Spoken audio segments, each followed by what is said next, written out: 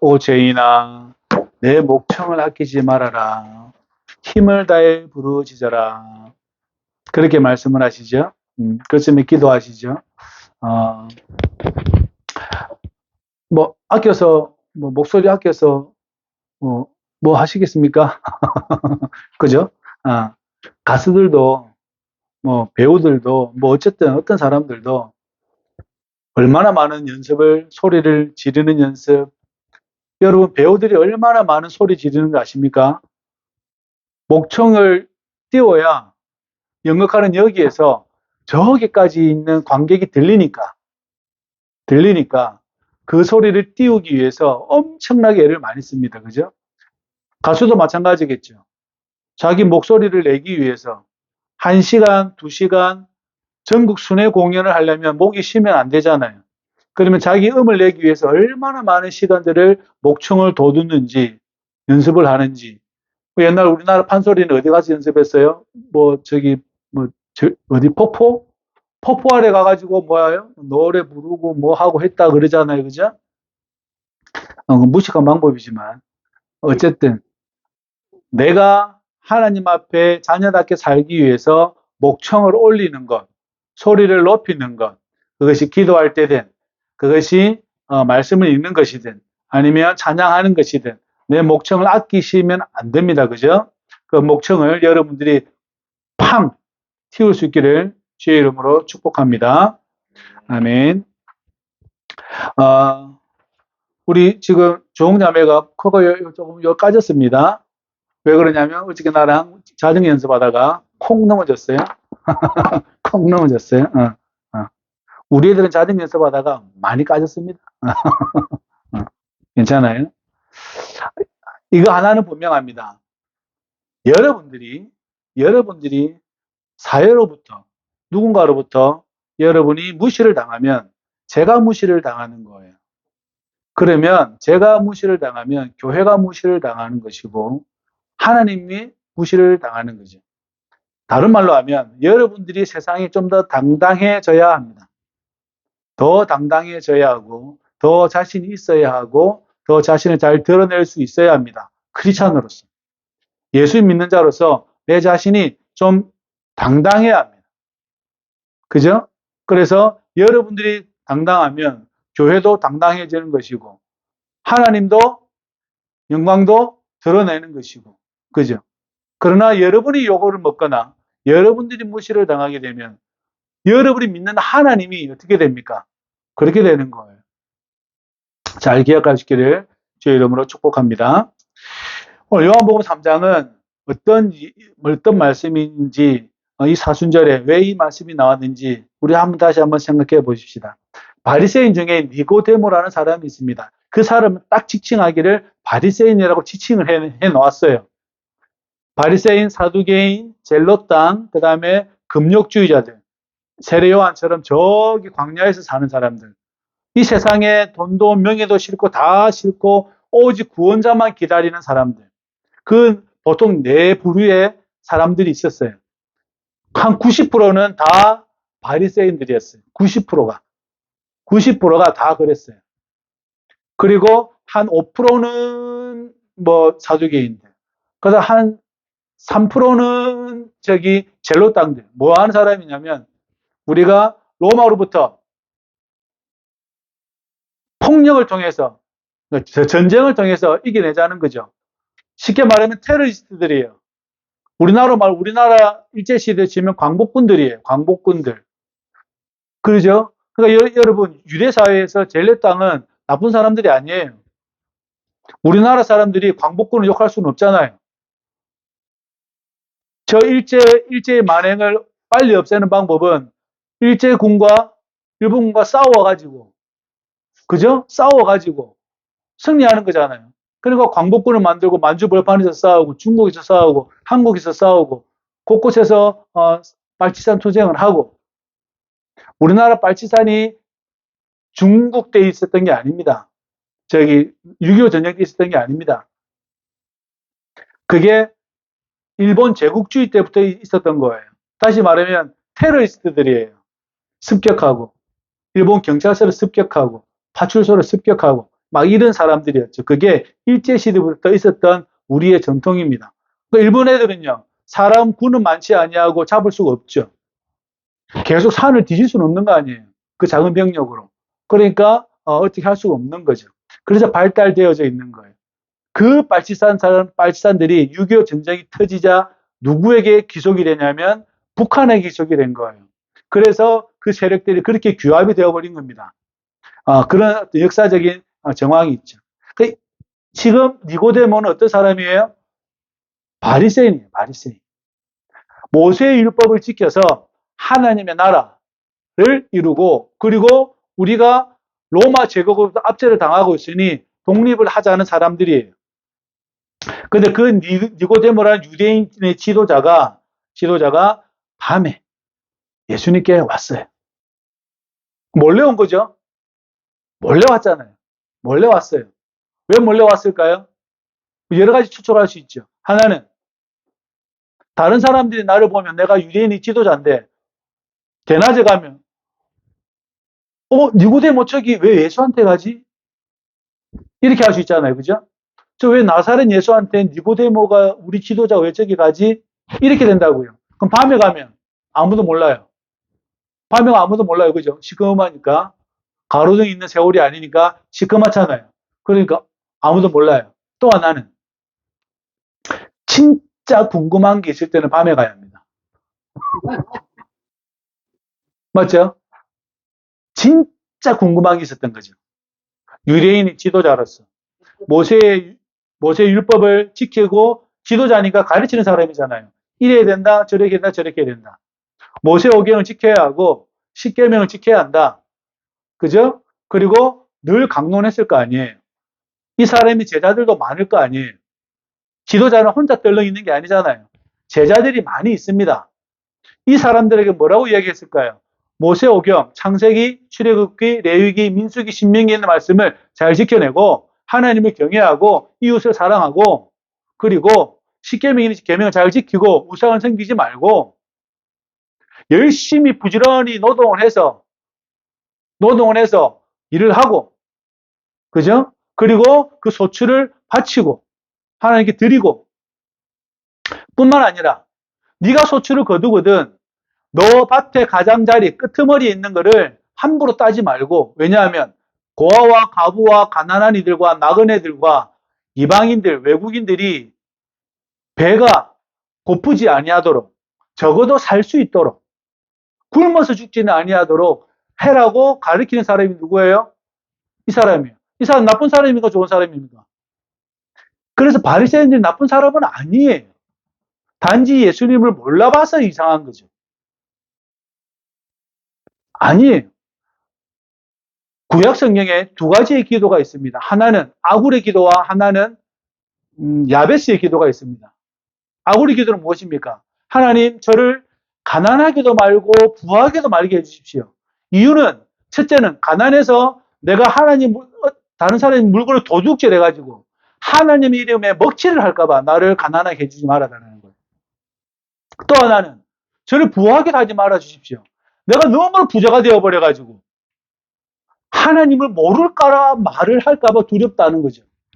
내가 부자가 되면 교만해져가지고 이제 하나님 그까이 대충 이렇게 할까봐 그 기도를 아구리 기도를 드립니다. 또 하나는 야베스의 기도. 내가 고통 중에 잉태하였는데 하나님 나의 지경을 넓혀 주십시오라고 기도합니다. 그때 하나님이 그 지경을 넓혀 주셨다라고 주님 말씀하시죠. 그죠? 그 기도가 있어요. 두 가지가 있어요. 두 가지가 늘 대비가 됩니다. 하나님 내가 너무나 고통 중에 태어났는데 이 고통의 이 삶의 자리를 좀 더 지경을 넓혀 주셔서 내가 좀 더 평안한 삶을 살아갈 수 있도록 도와달라고 기도합니다. 그런데 아굴이라는 사람은 이것도 아니고 저것도 아니에요. 가난하게도 하지 말아주시고 부하게도 하지 말아주십시오. 가난했다가 내가 도둑질해가지고 하나님의 이름에 먹칠을 할까봐 내가 두렵고 내가 너무나 부자가 되어버려가지고 아나무인이 되어서 내가 하나님을 모른다 할까 싶어서 그 기도를 드리는 거예요. 바리새인들이 이걸 가리키는 사람들이에요. 이걸 가리켜요. 그런데 이 사람이 밤에 진짜 궁금한 게 있어서 온 거죠. 본인이 가리키는 것에도 불구하고 본인의 뭐가 있었다는 이야기입니까? 진짜 알고 싶은 게 있었다는 이야기입니다. 내가 모세오경을 알려주고 많은 사람의 지도자로 내가 삶을 살아가는데 아쉬울 것이란 하나도 없는 사람이에요. 정치적으로나 경제적으로나 종교적으로나 그 무엇이라도 하나도 아쉬울 것이 없는 이 사람이 이 밤에 누구를 찾아오면 예수님을 찾아왔어요. 뭐가 있어서 그럴까요? 해결 안 된 무언가가 하나 있어요. 해결 안 된 그 무언가가 하나 있어요. 그래서 예수님께 온 거예요. 저와 여러분들도 마찬가지죠. 내 인생 가운데 해결되지 않은 그 무엇이 목사를 찾아와서 될 일이 아니잖아요. 누구를 찾아가야 합니까? 예수님을 찾아가야 되는 거예요. 해결되어지지 않는 것을 해결하려면 내가 해결하고 싶은 것이 있다라면 누구를 찾아가야 합니까? 예수님을 찾아가야 되는 거죠. 지금 이 사람 이스라엘 선생으로서 예수님을 찾아갑니다. 그리고 질문을 하는 거예요. 하나님이 당신께 하지 아니하시면 행하시는 표적이 아무도 못합니다. 당신은 하나님의 사람입니다라고 이야기하는 거예요, 지금. 예수님은 거기다 대고 뭐라고 말씀하시냐면 내게 이르노니 사람이 거듭나지 아니하면 하나님의 나라를 볼 수 없다라고 이상한 말을 하십니다. 보통은 당신이 행하시는 표적은 하나님이 함께 하시니까 되는 것입니다. 라고 이렇게 이야기하면 그렇지 나는 메시아로서 그렇지라고 이야기를 해야 되는데 지금 다른 대답을 하고 계시는 거죠. 사람이 거듭나지 아니하면 하나님의 나라를 볼 수 없다라고 성경은 말을 하고 있다라는 거죠. 이 질문 때문에 지금 니고데모는 지금 다른 질문을 또 합니다. 예수님께서 하나님께서 함께 하셨다라고 말씀만 해주시면 오케이라고 하고 싶은데 지금 다른 말을 해버리신 거죠. 하나님의 나라를 거듭나지 않아 볼 수 없다라고 이야기하니까 그러면 사람이 어떻게 다시 날 수 있죠? 라고 물어보는 거예요. 거듭난다는 말이 다시 태어난다는 말이거든요. 다시 태어나야 하나님 나라를 볼 수 있다라고 이렇게 이야기하니까 니고데모가 하는 말이죠. 그러면 어떻게 사람이 다시 태어날 수 있습니까? 일이 늙었는데 내가 어떻게 우리 어머니의 뱃속으로 다시 들어갑니까? 그 얘기잖아요. 내가 어째 두 번째로 우리 어머니 뱃속에 들어갑니까? 사람이 이렇게 큰데. 이게 가능하냐? 이렇게 이야기하는 거죠. 가능합니까, 그게? 이스라엘 선생으로 물어보는 거예요. 그냥 아무것도 모르거나 그냥 일반 대중, 이스라엘 백성들이 물어보는 게 아니에요. 이미 이 사람에게는 율법의 체계가 다 들어와 있어요. 그리고 누구에게도 하나님의 법을 설명할 수 있고 이해시킬 수 있는 분이에요. 그럼에도 불구하고 예수님께 와서 이야기를 했더니 예수님은 거듭나야 된다. 이렇게 이야기해요. 그러니까 어떻게 그러면 가능합니까? 이렇게 물어본 거죠.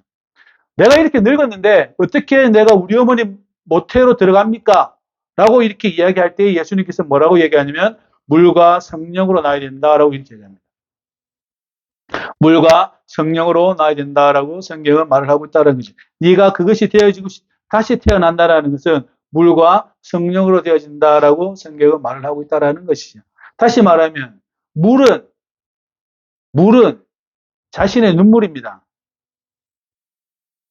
자신의 눈물이에요. 성령은 하나님의 역사고 내가 하나님께 간청하고 그 하나님의 임의의 그 성령께서 나에게 임해야 가능하다라고 성경은 말을 하고 있죠. 자신의 죄를 씻는 방법 하나밖에 없습니다. 하나님 앞에 눈물을 흘리는 것밖에 없어요. 어쨌든 어떤 말 하든 상관없어요. 내가 잘못했다 그러든 하나님 나를 살려달라 그러든 나를 죽여달라 그러든 아니면 하나님 나를 불쌍히 여겨달라 그러든 나에게 자비를 베풀어 달라고 발버둥을 치든 무엇을 하든지 간에 상관은 없어요. 어떤 언어를 써도 상관이 없습니다. 그래도 상관이 없어요. 회개하고 그 회개하는 자리에 자신의 눈물을 흘리지 아니하면 그래서 사순절이 있는 거예요.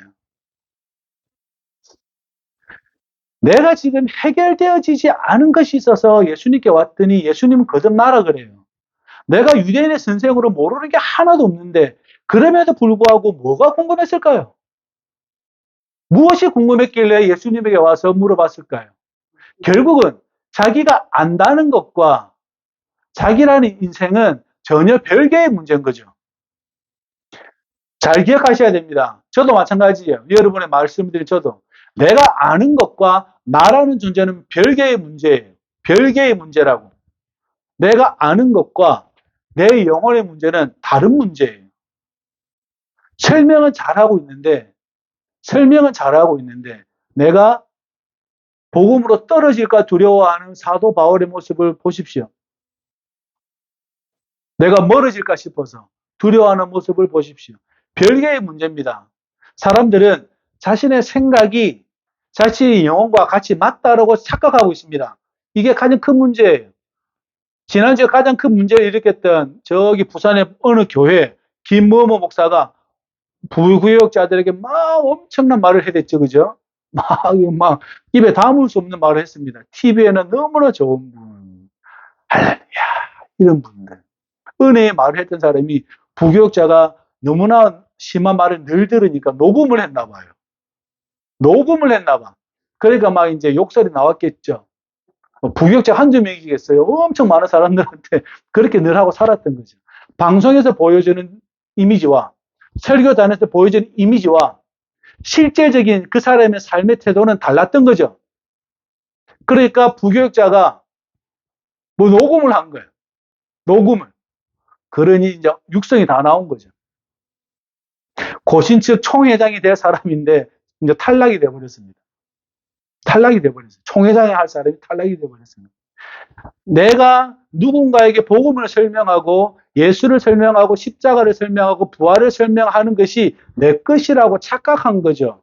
우리들도 마찬가지예요. 그 사람뿐만 아니라 여기 서 있는 저도 여러분에게 설명하고 있는 이 십자가와 부활이 내 것이 되기 위해서 부단한 주님 앞에 간구함이 내 스스로에게 있어야 되죠. 별개의 문제입니다. 아는 게, 내가 알고 있는 게, 인지하고 있는 게 내 믿음이라고 생각하시면 안 됩니다. 그렇게 되면 우주도 여러분 것이 돼버려요. 여러분 여기에서 한번 찜박질을 한번 해보십시오. 1m를 뛸 수 있습니까? 2m를 뛸 수 있습니까? 다르다고요. 달라요. 지금 니고데모가 왜 이런 말을 하냐면 이스라엘 선생으로서 누군가에게 제자들이 있는 사람으로 누군가의 존경을 받는 사람으로서 이 사람이 지금 해결되어지지 않는 게 있어요. 뭘까요? 영생이죠. 영생이 해결이 안 됐습니다. 심각하지 않아요? 우리도 그리스도인으로서 생각해야 돼요. 내가 이게 영생이 해결되어져 있는가, 해결되지 않는가가 늘 중요한 문제입니다. 믿으면 구원받습니다. 맞아요. 믿으면 구원받죠. 해결되어지지 않으니 이렇게 공부를 많이 하고 존경받는 사람도 예수님 앞에 와서 물어보던데 우리는 뭐가 그렇게 믿는 게 많고 말하는 게 많아서 그렇게 우리는 여유롭습니까? 우리는 왜 이렇게 여유를 부리고 살아야 합니까? 좀 다르게 우리가 삶을 살아갈 수 있기를 주의 이름으로 축복합니다. 주님 앞에 나아가서 예수님, 제가 이것이 해결이 되어지지 않습니다. 제가 이것을 어떻게 할 수가 없습니다. 라고 우리는 말씀을 할 수 있어야 된다는 것이죠. 그것이 눈물이라는 거예요. 내가 울지 않으면 해결이 안 됩니다. 어떠한 영역이든 내가 주님 앞에 울지 않으면 해결이 안 돼요. 웃어 넘어갈 수 있는 게 없어요. 왜냐하면 저와 여러분의 영혼의 문제가 걸려있기 때문에 그렇습니다. 이것을 쉽게 생각하지 마십시오. 제발 부탁드리니 여러분의 온 생에 바쳐서라도 저와 여러분들이 이 문제를 걸고 넘어져야 합니다. 이것이 맞아요. 이렇게 될 수 있길 바랍니다. 그래서 육으로 난 것은 육이고 영으로 난 것은 영인데 내게 예수님이 니고데모에게 거듭 나에게 했다는 놀랍게 여기지 말아라. 바람이 불지 않냐. 근데 소리로는 알죠. 느낌으로 아는데 어디서 왔는지 어디로 가는지 모르는데 성령도 다 그렇게 한다. 난 사람도 그러하다라고 말씀합니다. 다시 말하면 하나님께서 전적으로 은혜를 베풀어 주실 것이다. 구원이란 하나님의 전적인 은혜가 우리 인생 가운데에 임하는 것을 말하는 거죠. 그죠? 그럼 뭐가 생기죠? 그럼 이게 맞나 저게 맞나라는 생각이 들잖아요. 안 들어요? 들어야 됩니다. 바람이 임의로 부는 것처럼 왔다 갔다 하는데 들리기는 들리고 촉감은 있는데 어디로 가는지 모르는 것처럼 하나님의 능력이 나에게 임하면 그 능력이 나에게 임해야 된다는 이야기예요. 그게 첫 번째 조건이에요. 첫 번째 조건이에요. 그럼 두 번째 조건은 무엇입니까? 내가 그 은혜를 찾아서 따라가는 거죠. 그래서 여러분, 어느 시점이든 사람은 하나님의 은혜를 달라고 늘 기도하는 사람이 되어야 합니다. 내 시점 자체가 내가 교회가 크든지 아니면 기업이 크든지 아니면 뭐 내가 사회적으로 포지션이 크든지 어쨌든지 간에 어느 자리에 있을 때에 그것이 그 자리에서도 내가 주님께서 나를 선택해 달라고 우리는 기도할 수 있는 사람이 되어야 합니다. 그 시점에서 나는 이제 그게 필요 없어. 가 아니고 나는 언제나 이 하나님의 은혜가 필요로 하는 사람이라고 저와 여러분들이 주님 앞에 말할 수 있어야 된다는 거죠. 왜냐하면 하나님의 능력이 임의로 임하기 때문에 그렇습니다. 임의로 임하기 때문에 그렇어요. 그래서 세상은 부활을 파악할 수가 없어요. 그게 전제입니다. 예수 안 믿는 사람들은 부활을 파악할 수가 없어요. 부활이 무엇인지도 몰라요. 그죠? 예수 믿는 사람에게는 그 부활이 하나님의 능력이라는 사실을 우리는 알고 있죠. 그래서 그 능력을 달라고 우리는 늘 그 시점에서 이야기를 해야 된다는 이야기예요. 우리는 알고 있으니까 하나님 지금 이 시점에 오늘 이 하루에 마지막 잠자리 드는 그날에 저에게 당신의 은혜를 주십시오라고 우리는 기도할 수 있는 사람이 되어야 되는 거죠. 9절에 니고데모가 대답합니다. 어떻게 그런 일이 있을 수 있습니까? 예수께서 말씀하십니다. 너는 이스라엘 선생으로 이러한 것들을 알지 못하느냐라고 성경은 말을 하고 있습니다. 성경은 말을 하고 있어요. 네가 이스라엘 선생으로 이걸 모르느냐라고 예수님은 말을 하고 있어요. 결국은 뭘 이야기하고 있었다는 이야기입니까? 모르고 가르치고 있었다는 거예요. 모르고 가르치는 거죠. 하나님의 능력을 모르고 가르치는 거죠. 전통 안에서 삶을 살았다라는 것입니다. 그러니 잘 찾아온 거예요. 잘 찾아온 거예요. 맞잖아요. 맞잖아요. 예수님께 코치를 받았으니까. 예수님 앞에서 그 대답을 들었으니까 잘 찾아온 거예요. 저와 여러분들도 그렇게 되시기를 주의 이름으로 부탁을 드립니다. 그래서 내가 본 것을 말하는데 내가 땅의 일을 말을 해도 너희가 믿지 않은데 하늘의 일을 말하면 너희가 믿겠냐. 너희가 이 세상 상황에서 하나님 나를 보는 능력 자체가 무능력인데 능력이 없는데 내가 만약에 하늘의 일을 말하면 믿을 수 있겠냐. 불가능하다는 이야기죠. 불가능하다는 이야기예요. 그 결국은 니고데모는 어떤 사람입니까? 우리와 비슷한 사람인 거죠. 좋은 분은 맞는데 사회적으로도 좋은 사람은 맞는데 즉 그분의 모습이 우리의 모습인 거죠. 우리 모습의 일부분인 거죠. 그 니고데모의 모습이 우리 모습의 일부분인 거예요. 그래서 주께서 말씀하시기를 하늘에서 내려온 자 곧 인자 외에는 하늘에 올라간 자가 없다라고 성경은 말씀하고 있다는 거죠. 다시 말하면 내가 왔으니 다시 간다. 이 13절의 말씀이 구원의 말씀과 동일합니다. 그래서 14절에 모세가 광야에서 뱀을 든 것 같이 나도 들려야 된다. 이 들린다는 표현이 성경에서는 죽는다는 표현입니다. 유대인들은 들린다는 말을 죽는다라고 생각을 하게 되는 거죠. 들려 올리다라는 거죠. 십자가에 무엇을 박혀야 된다라고 예수님이 말을 하고 있다라는 거죠. 지금 13절에 하늘에서 내려왔는데 다시 하늘로 올라간다. 그 올라가는 과정 안에 뭐가 있다는 이야기입니까? 십자가가 있다는 이야기죠. 십자가가 있다는 이야기예요. 자기들의 전성 안에서는 저기 엘리야처럼 에녹처럼 중간에 과정이 없이 가야 하는데 예수님 어떻게 해요? 지금 대제사장으로서의 직무를 수행하고 자기가 죽음으로 말미암아 자기가 들린다, 올라간다라고 성경은 말을 하고 있죠. 그러니 이것은 그들에게 믿을 수 없는 말입니다. 이 말 자체가 믿을 수가 없는 자예요. 하늘에서 오신 그분이 죽는다 라고 말을 하는 거죠. 왜냐하면 그들에게 죽음은 소멸이기 때문에 그렇습니다. 그들에게 죽음이라는 것은 소멸이기 때문에 그렇습니다. 그래서 제가 제일 싫어하는 말 중에 하나가 사람은 죽어서 흙으로 간다. 성경에 말씀하지 않습니까? 사람은 죽어서 흙으로 돌아간다. 그건 구약적인 생각이죠. 유대인들은 죽으면 소멸한다고 생각해요.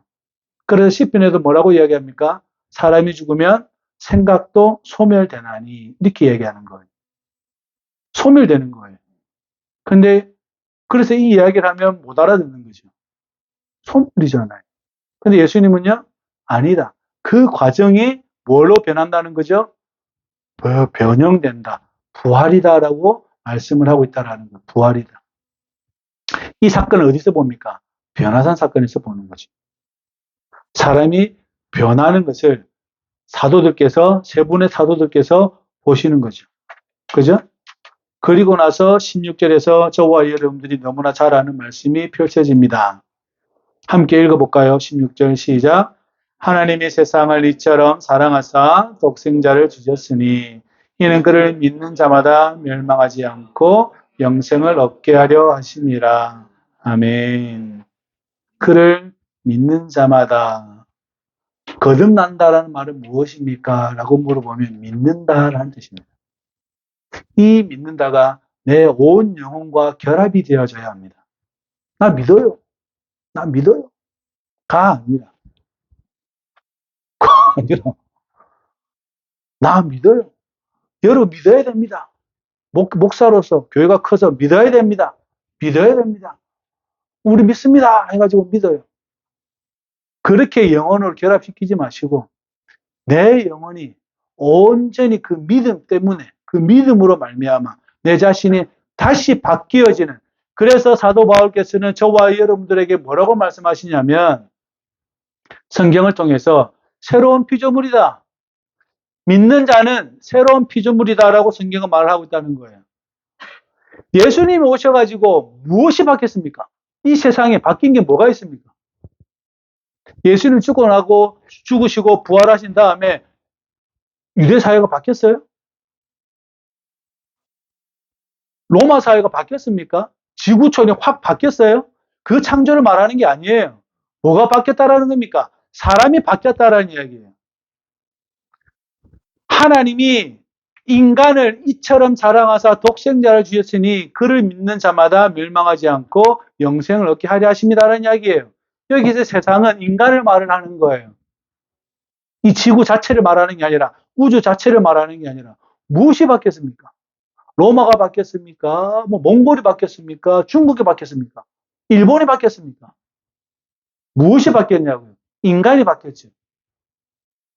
성경은 그걸 말하는 거예요. 왜 새로운 피조물이라고 이야기하냐면 예수를 믿는 믿음 안에서 저와 여러분들이 하나님에 의해서 그리스도 안에 있는 인간으로 바뀌었다. 그것을 구원이라고 이야기하는 거예요.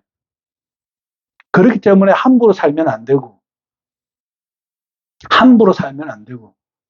내가 함부로 살아서도 안 되고 초반부에 말씀드린 것처럼 누군가가 나의 실수로 내가 실수를 했다라면 그것은 큰 영향력을 미치는 거예요.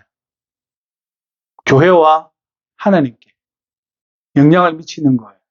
그래서 올바로 살아야 되는 거죠. 내가 새로운 피조물로서 삶을 살아가게 되는 거죠. 그래서 말을 하는 겁니다. 하나님이 세상이란 단어를 빼버리세요. 인간이라는 말을 집어넣으면 딱 맞아요. 하나님이 인간을 이처럼 사랑했다. 요한복음에 나오는 세상이라는 모든 단어를 인간으로 대체시키십시오. 그래야 여러분들이 이해가 되어지실 겁니다. 그렇지 않는 한 여러분들 세상 하면 자꾸 지구 자체를 생각하니까 온 우주 자체를 생각하니까 자꾸 여러분들이 헷갈리는 거예요. 그 헷갈리는 것으로부터 벗어나십시오. 하나님의 세상이라 그러면 예수님이 저 나무 풀떼기 때문에 죽으러 온 건 아니잖아요. 예수님이 저 달 쪼개지는 것 때문에 온 게 아니잖아요. 오해하시면 안 됩니다. 예수님은 하나님의 자녀들, 백성들을 구원하기 위해서 오신 거잖아요. 그래서 저와 여러분들을 하나님의 자녀로서 변하게 하시려고 오신 거잖아요. 그러니까 죽은 거예요. 그러니까 고통당하는 거죠. 당연히 저와 여러분들 삶 가운데 고통이 따라오죠. 이 모양 저 모양으로. 그죠? 따라옵니다. 기꺼이 견디십시오. 기꺼이 견디셔야 합니다. 누구처럼요? 예수님처럼. 아니면 어쩔 수 없고 아니면 어쩔 수 없고 아니면 그냥 그렇게 살다가 한 생을 마감하는 거고. 그러나 그것이 나에게 진정으로 내 안에 들어올 수 있도록 그 믿음 체계가 들어올 수 있도록 그렇게 되기를 주의 이름으로 부탁을 드립니다.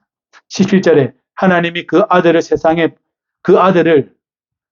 하나님이 그 아들을 세상을 뭐로 바꾸라고요? 인간.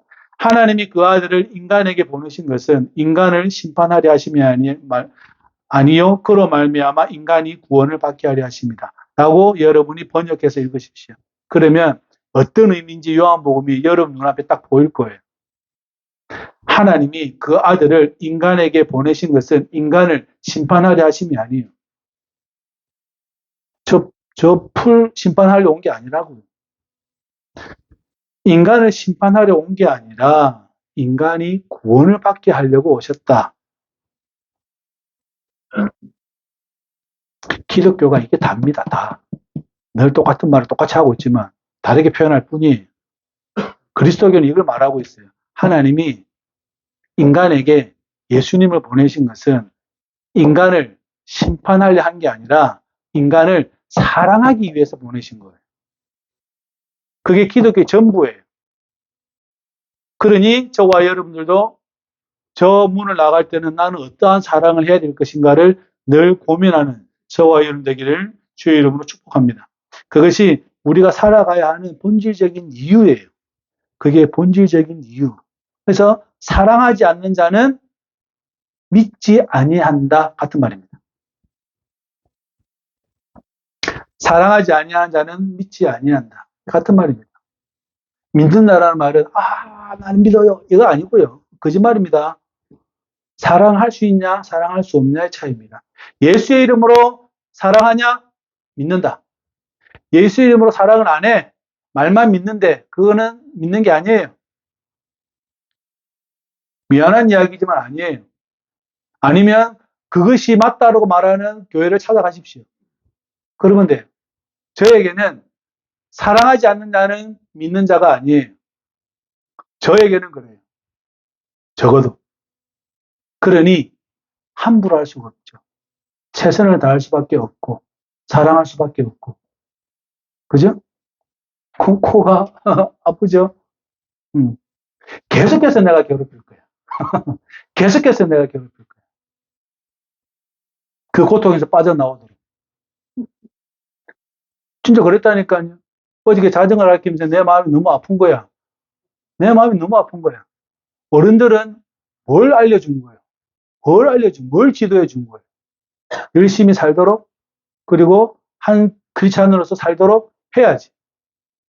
그래서 내가 기도했지. 하나님, 제가 우리 조홍자매를 열심히 해가지고 자전거도 가르쳐주고 수영도 가르쳐주고 헬스도 가르쳐주고 내가 영어도 가르쳐주고 내가 다 가르쳐주고.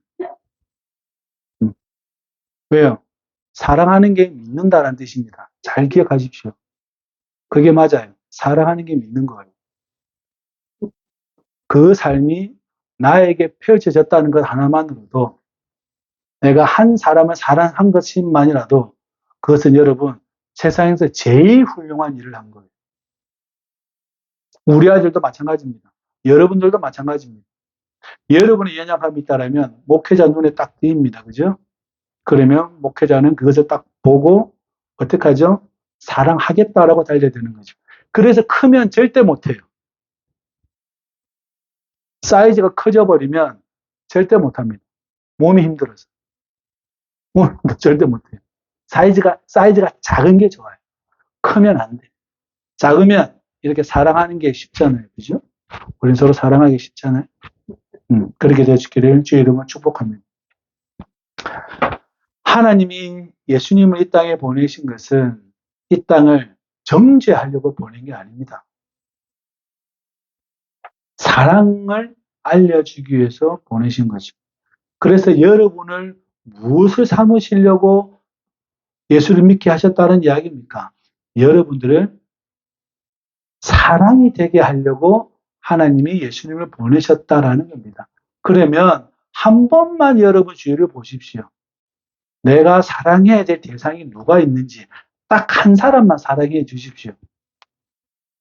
여러 명 하지 마시고. 그러면 저와 여러분들이 해야 할 일들이 생기겠습니다. 그것이 예수를 믿는다라는 뜻이고 그 예수를 믿는 것이 복이다라고 성경은 우리에게 말을 하고 있다라는 겁니다. 사도들은 그 사랑 때문에 기꺼이 순교를 당하셨죠. 자기 스승이신 예수님처럼 똑같이. 그 사도들의 제자들도 다 순교했습니다. 이상하죠? 살아야 복 아닐까요? 그죠? 우리 같으면은 살았으면 복이라고 생각할 텐데 예수님도 십자가에서 달리시고 그 제자들도 다 목이 잘리고 뭐하고 다 순교당하시고 그의 제자들도 다 죽었어요. 거의 다. 여러분이 잘 아시는 사도 바울의 아들 디모데도 순교당하죠. 그의 제자들도 다 죽었습니다. 거의 다가. 아니면 박해를 받거나 동물 가지고 뒤집쓰고 다녔습니다. 왜 그랬을까? 왜 그랬을까? 오늘 니고데모는 이게 궁금한 거예요. 이 영원한 생명이 궁금한 거예요. 영생이 궁금한 거예요. 너무나 잘 가르치고 너무나 다른 사람에게 제자들도 많고 사회적으로 훌륭한 사람인데 그런데 해결 안 되는 그 무엇이 있는데 이 영원한 생명이에요. 영원한 생명. 저와 여러분들도 이것을 가지고 우리 주 예수 그리스도 안에 나아가기를 축복합니다. 또한 그 문제들을 해결하고 또한 사랑하는 자로서 삶을 살아갈 수 있기를 축복합니다. 기도합시다. 고마우신 아버지 하나님, 이 사순절의 기간에 우리 주 예수 그리스도로 말미암아 다시금 우리가 눈물로써 우리 자신의 죄를 씻고 우리의 연약함을 씻고 나의 아픈 것을 씻고 내가 넘어가야 할 그 유월을 주님께서 우리에게 알려주시니 참으로 감사를 드렸나이다. 성령이 우리에게 임하여서서 우리가 함부로 행하지 않도록 도와주시고 언제나 강건하게 주님 앞에서 살도록 인도하여 주시옵소서. 당신의 사랑을 필요로 하오니 우리는 주님 앞에 나아가 간구합니다. 주여 도우시고 우리를 불쌍히 여겨주시고 다윗의 자손이여 우리에게 자비를 베풀어 주시옵소서. 당신의 이 백성들이 언제나 주님 앞에 나와 사랑하는 자로서 믿는 자로서 삶을 살아갈 수 있도록 주여 축복하여 주옵소서. 예수님의 이름으로 기도합나이다. 아멘.